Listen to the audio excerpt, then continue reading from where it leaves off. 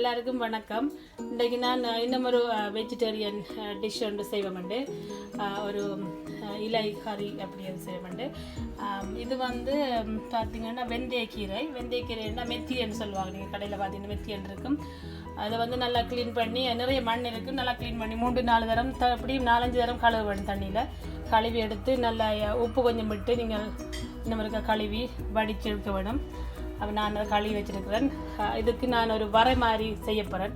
வரை என்றால் சுண்டல்னு சொல்லுவாங்க, இல்லாட்டி வரையண்டும் சொல்லுவாங்க. அதுக்கு நான் இந்த தேங்காய் திருவி வச்சுருக்கிறேன், ஃப்ரெஷ் கோகோனட், அதோட ஒரு வெங்காயம், ஒரு பச்சை மிளகாய், 3 garlic பீசஸ். இதோட நீங்கள் சின்ன சீரகம் அரைச்சி போடலாம் கடைசாக. அவ்வளோ வந்தால் இது தேவையான பொருட்கள். நான் கறி லீவ்ஸ் இப்போ பாவிக்கிறதில்ல, எங்களுக்கு இங்கே வாங்குறது இப்போ கடையில் கிடைக்கிற சரியான கஷ்டம். அதனால் நான் கறி லீவ்ஸ் கொஞ்ச நாள் பாவிக்கிறதில்ல. அதனால் எல்லா கறி லீவ்ஸ் இல்லாமல் செஞ்சு பழகியாச்சு.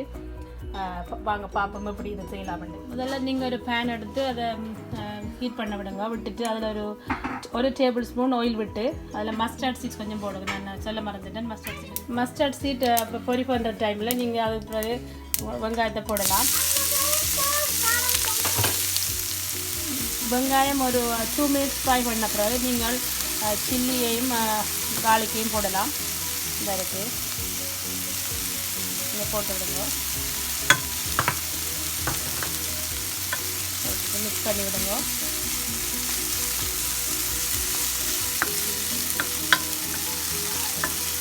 இதை அப்படி லோ ஹீட்டில் வச்சு செய்யுங்க, இல்லாட்டி கட்டி விடும். வெங்காயம் கொஞ்சம் ஃப்ரை பண்ணப்பட்டு ஒரு கோல்டன் கலராக வந்த பிறகு இந்த சில்லியும் அதெல்லாம் ஃப்ரை பண்ணப்பட்ட பிறகு ஒரு 5 minutes எடுக்கும் இந்த ஸ்டேஜுக்கு வாரத்துக்கு. அதுக்கு பிறகு நீங்கள் இதுக்குள்ளே வந்து இந்த குமின் சீட்ஸ் கொஞ்சம் போட்டு விடலாம். நான் கடைசாயம் போடுறேன்னா இல்லாட்டி இடையிலையும் போட்டு விடலாம், எளியாக போடுவோம். அதை போட்டு கொஞ்சம் மிக்ஸ் பண்ணி விடுங்க. ஹீட்டை வந்து லோவிலே வச்சுருங்க, இல்லாட்டி கத்தி போயிடும்.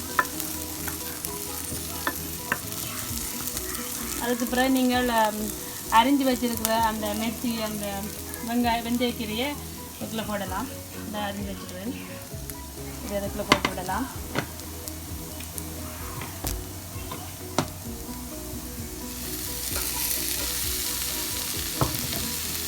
போட்டு மிக்ஸ் பண்ணி விடுங்க. இதை மூடி செய்ய தேவையில்லை, இதை அப்படி திறந்து கொண்டே குக் பண்ணலாம். ஏனென்றால் இது தண்ணி நேரம் எடுக்காது. மூடினா தண்ணி விடும், அப்போ கொஞ்சம் நல்லா இருக்காது. இப்போ பார்த்தீங்கன்னா நான் ஒரு 4 minutes குக் பண்ணியிருந்தேன். அந்த வெந்தயக்கீரை இப்போ எல்லாம் குக் ஆகிட்டு அதுக்கு நான் டர்மரிக் பவுடர் ஒரு 1/2 டீஸ்பூனும் போட்டு அதில் சால்ட்டும் போட்டேன். நான் சொல்ல மறந்துட்டேங்கள்ட்ட சால்ட்டும் ஒரு 1/2 டீஸ்பூன் போட்டு மிக்ஸ் பண்ணி விட்டேன். ஒரு 4 minutes கிட்ட குக் ஆகிட்டு இதுக்கு மேலே குக் பண்ண தேவையில்லை. இனி வந்து நாங்கள் கோகோனட் அதுக்குள்ளே போட்டு விடலாம். கோகோனட் வந்து நான் ஒரு 2 டேபிள் ஸ்பூன் வச்சுருக்கிறேன். அது வந்து ஃப்ரெஷ்ஷாக திருவினது இருக்குது. இது அதுக்குள்ளே போடலாம். ஹீட்டை கொஞ்சம் குறைச்சி வச்சுருங்க. கோகோனட்டை போட்டுட்டு இப்படி மிக்ஸ் பண்ணிவிடுங்க.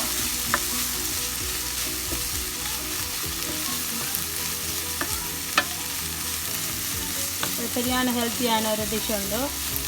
எல்லோரும் சாப்பிடக்கூடிய டிஷ் வந்து உரைப்பும் குறைவு.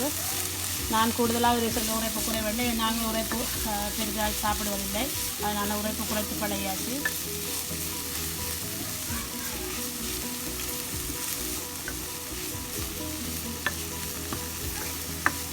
பார்த்தீங்கன்னா கிட்டத்தட்ட நாங்கள் ஊரில் முருங்கை ரைஸ்ன்ற மாதிரி ஒரு அப்படி வந்துருக்கு. இங்கே முருங்கை ஃப்ரெஷ்ஷாக கிடைக்காதபடியா இது கொஞ்சம் அதே மாதிரி சத்து இருக்கிறபடியா இது கொஞ்சம் ஹெல்த்துக்கு நல்லா. இந்த இடைக்கிட இதை வாங்கி செய்யலாம். இதை நீங்கள் ரைஸோடு சாப்பிட்லாம், எண்ணத்தோடையும் சாப்பிட்லாம். சுண்டல் தானே எண்ணத்தோடு சாப்பிட்டா நல்ல டேஸ்ட்டாக இருக்கும்.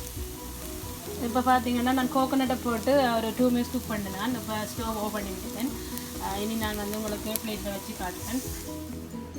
இதுதான் ஃபைனல் வெர்ஷன் ஆஃப் த கறி. இது ஒரு சிம்பிளான ரெசிபி, ஒரு 10 minutes செய்கிற ரெசிபி. உங்களுக்கு பிடிக்கும் நினைக்கிறேன். மீண்டும் இன்னும் ஒரு ரெசிபியோடு சந்திப்போம். நன்றி, வணக்கம்.